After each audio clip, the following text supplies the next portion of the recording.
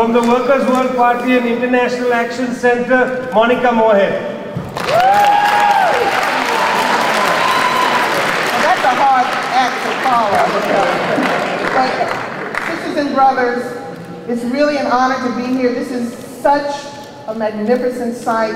And isn't it great that for just several hours, we have liberated and we're occupying Constitution Center on behalf of Mumia Abu-Jamal.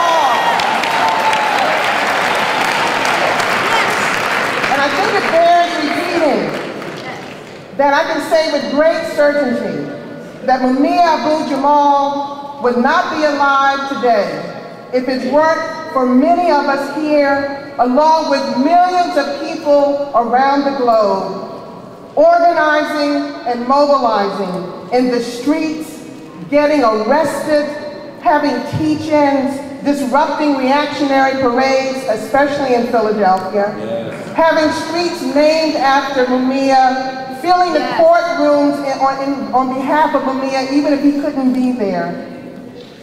It bears repeating that it's been the worldwide movement in its various forms that has kept the repressive, racist state from legally lynching Mumia in 1995 and 1999.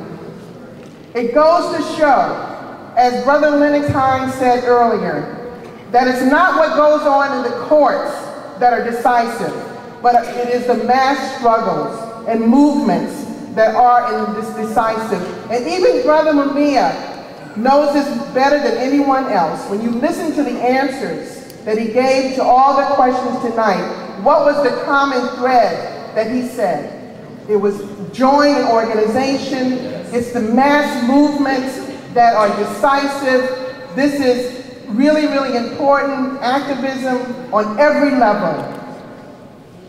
That even in periods of reaction, we have been experiencing for over 30 years now, since Reaganism, major victories have shown that they can be won, especially when you have someone like Mumia, who continues to resist unspeakable, oppressive, torturous conditions for the past 30 years.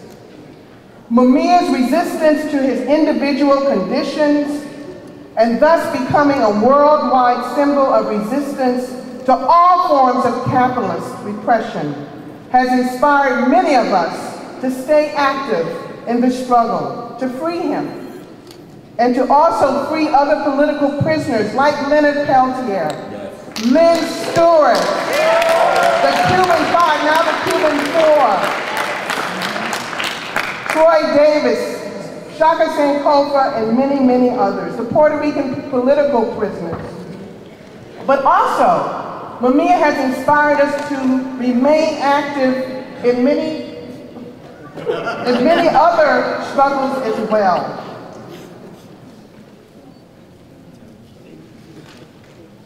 Well, my time is almost up. But I did want to talk about the fact that out of many periods of reaction have come social upheavals. And I really want to talk about the Occupy Wall Street movement. I really want to talk about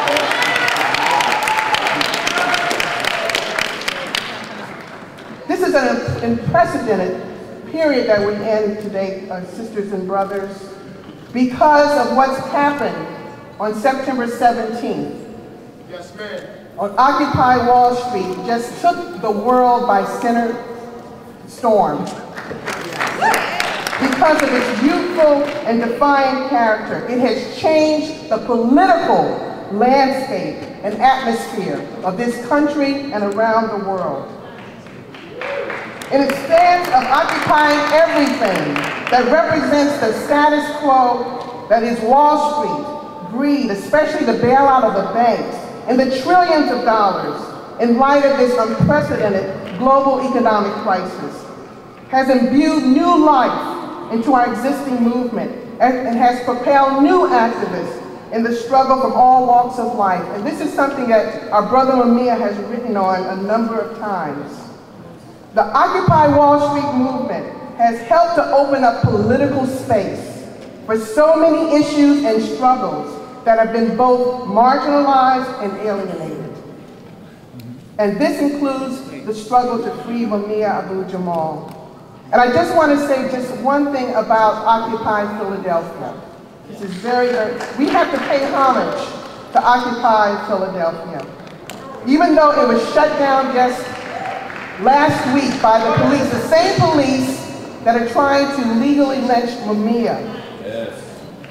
The fact is that it's, amongst its many accomplishments, it has helped to open political space for the Mumia movement, led by International Concerned Family and Friends of Mumia Abu-Jamal, and especially its heroic leader, Sister Pam Africa, who's a glorified force of incredible strength and principle.